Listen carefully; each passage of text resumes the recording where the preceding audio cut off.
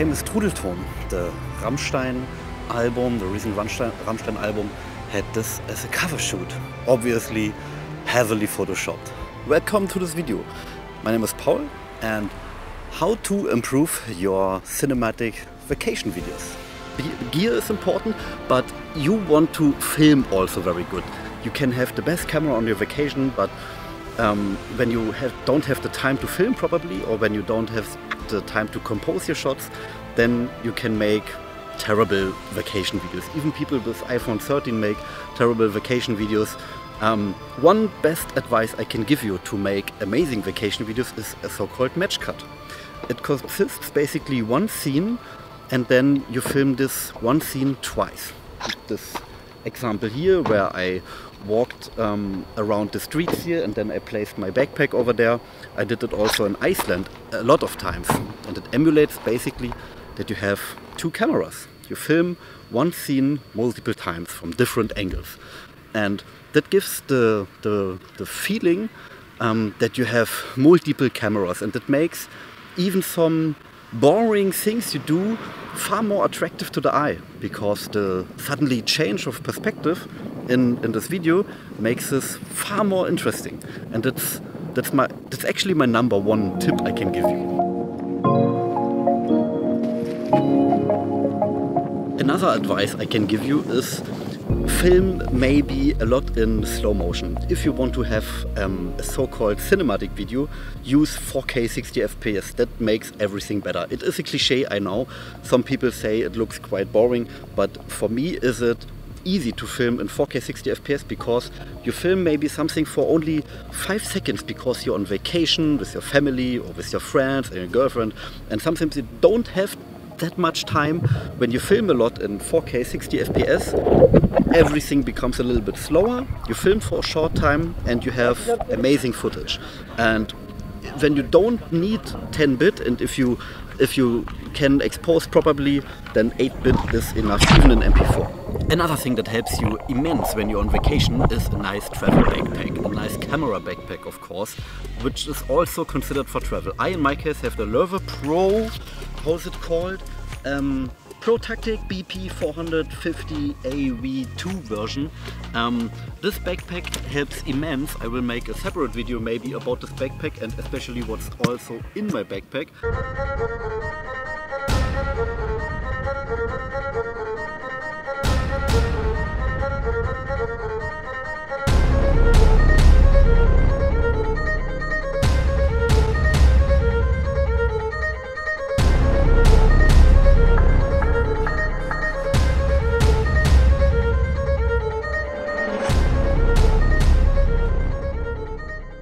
For me, were travel videos always like a little time machine. I like to make travel videos. If I could live from making travel videos, I would 100% do this.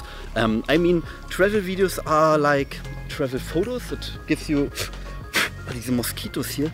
Travel videos are like a nice little time machine. They bring you back to these nice memories, and you learn quite a lot through this, because you film and film and film, and after 2 weeks, after 3 weeks, when you're back from vacation, you start to see all things you have filmed, and you have a lot of footage usually, which is it's complicated to edit. You have different shots, different styles, a lot of different lighting conditions, and that is what makes a travel video often hard to edit. One thing you can do to improve your travel videos, especially when you're alone, is use a tripod. Not every shot has to have a lot of movement. Not every shot needs to be like 360 degrees, Michael Bay hero shot, and etc. Sometimes a well-composed tripod shot looks also very professional. In a lot of cases looks it even more professional than shaky camera movement and stuff. If you know how to photograph, you know the rules of third, you know how to expose, that looks always very nice when you do this. Also when you film, think before you film. Place the camera in a spot that looks at symmetry in it, or the rule of thirds or anything, and that looks often very good. What you also want to have is enough footage. Oftentimes I edited some vacation videos for friends of mine or for clients, and they they film something with the phone, but they didn't hold the shot. Hold the shot is the #1 rule, especially when you are a first timer on making a great vacation video. Film more than you think. Give your shots time to breathe. Give your shots maybe 5 seconds before and 5 seconds after you would press record. Because oftentimes I have clips that are maybe 7 seconds, 6 seconds, and that's far too less to edit a nice video, because you want sometimes a little bit more breathing in the footage. What you want to do when you have a little bit more time and a little bit more time to relax, you want to include a time-lapse video. A time-lapse video often is the little spicy thing that makes your travel video a little bit better, because the time-lapse video gives some, I call it fourth dimension, because everything is in either normal time or it is then slow motion, 60 FPS downgraded to 25 or whatever, or even 100 FPS, even more slow motion. And when you then have the opposite, a time lapse gives then a nice transition to the next scene. I would say 25 FPS or 24 FPS looks way more cinematic or cinema-like as 60 FPS or 50 FPS videos or even 30 FPS. These fast-pacing videos gives the feeling of these home cinema smartphone videos that often looks not so good, in my opinion. When you see some videos and you think, well, that looks good, then is it often the case that this guy used 24 FPS and the 180 degrees shutter rule. So I maybe make also a video about what I have everything in my backpack, and there's 100% an ND filter in my backpack. Bring an ND filter and stick to the 180 degree shutter rule, because it is annoying to have like fast shutter speed footage and slow shutter speed footage. When you mix it together, you see the difference. You don't see the difference when one video is always in like weird cranky up shutter speed of 1/2000 or something. Also try to be a little bit creative with your shot film. This a little bit the reflection here, and try to have a low angle when you film. I mean, when you bring a little tripod, only a travel tripod, you always have low angles, but try to use reflections in a puddle when it rains. Try to film something up close that you have a nice shallow depth of field, or try to place the camera on spots you wouldn't usually do, because that gives your videos like this little extra sauce. You walk this little extra mile to make your videos a little bit better, and I think often that's pretty cool. So what else to say when you want to improve your travel videos? Well, there's a ton of improve. Of course, a little drone. Maybe I just ordered secretly a little drone for my next vacation. Maybe I make a review then also about this drone. This car wants to drive into the street here, and maybe you then want to include also nice drone footage.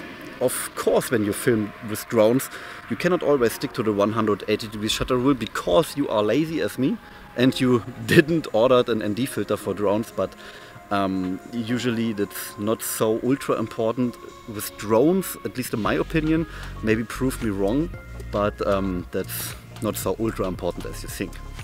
When you film, then stick to the same color profile, because nothing is worse than ultra mixed out color profiles. When you film then something in Cine like D, Cine like whatever, then natural, then Rec 709, and then you film something in Vlog. I would stick to an easy color profile. When you're a little bit more experienced, film everything in Vlog, because you can color grade it really nice and you use the maximum capacity of your camera. But for me, often I film in Rec 709, because I converted anyway to Rec 709, and mostly then I film maybe in 10-bit or 8-bit. When to use 8-bit, when to use 10-bit. You want to use 10-bit when you want to color grade an ultra nice sunset. Okay, der überfährt mich. When you want to color grade an ultra nice sunset, you need a lot of colors in your shots. Then you want to film in 10-bit. When you film on maybe normal daylight and you don't have to color grade like hell, then you don't have to need 10-bit, because on vacation videos you often have so much footage that it's not worth to bump up your storage files with 10-bit footage. So that was it for today. I hope you can work with these little tips. I'm sometimes, when it comes to YouTube videos, lazy. I stick more to cinematic than travel videos sometimes, and especially when I explain sometimes, I am a little bit lazy with my settings, especially with the autofocus settings of the Lumix S5 and etc. because the message is important, not the cinematic style of an explanation video. I invest more time in cinematic 4K HDR videos because that's a whole new topic when you film everything in HLG and then you render out an HDR video which has amazing 10,000 nits or 1000 nits in HLG, and when you then render out an 4K HDR video like my last video, then stick to the channel or watch my previous video and maybe stick up to my channel, subscribe, that you see some more nice vacation video and some more nice camera tutorials. So see you in the next video.